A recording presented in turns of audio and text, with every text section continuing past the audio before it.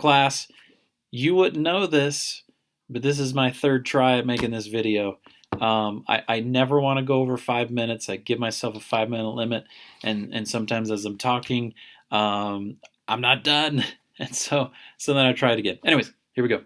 I'm hoping you're having a great week.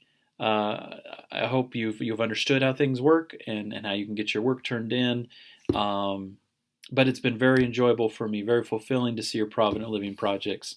You know, you're just doing a quickly report in the gathering report, and you know, once you've hit all these things every week, and you've been writing on that paper, that living document, you know, just compile those things and submit it, and hopefully it should be a good experience. But what I wanted to comment on is that, but don't be afraid to have failed. It's okay in that, you know, you set some goals and maybe they didn't work out. You know, we're not grading you according to whether you were successful or not. The goal is you want to be successful, but our purpose is that you kind of learn the process and that you apply the things that you've been learning. And so, you know, whether it's scripture study or love languages or money or media, you've set a goal, you've tried to do your best, and then you just adjust and adapt. And many of you have been doing the love languages, and you've tried to speak to your partner or your kids their love language, and you found that it's hard, and you've used words like it feels fake to speak to your child, and I really just want to, those that are working on it now and those that will work on it in the future, it's the furthest thing from being fake. If you choose to set a goal to say, I want to communicate to my child in their language, even though it's not natural to me, what an expression of love that you're going to say, I'm going to do something that's hard, that's difficult for me, and I'm going to do it because it helps you, and it lets you know how I feel. That's amazing. I love that idea. And so keep working, and don't focus on how it feels fake. Just say, it's not natural to me, but I'm going to do it because they need it, and I want them to say that they feel my love, and it'll come to the point where it is natural, and that'll be wonderful.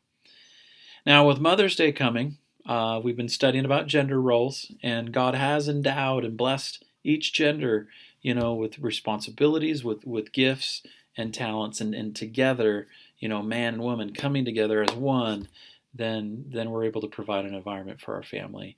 And so, you know, I'm not going to tell a mother what they should be feeling on Mother's Day, but I hope it's a good day for you.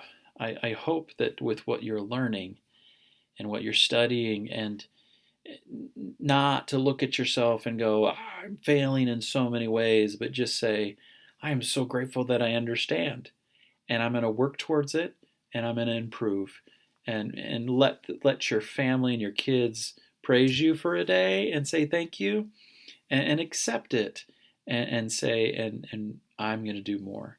I wish that you were in my ward many years ago. I was serving as bishop, and we'd asked this woman to talk in sacrament meeting.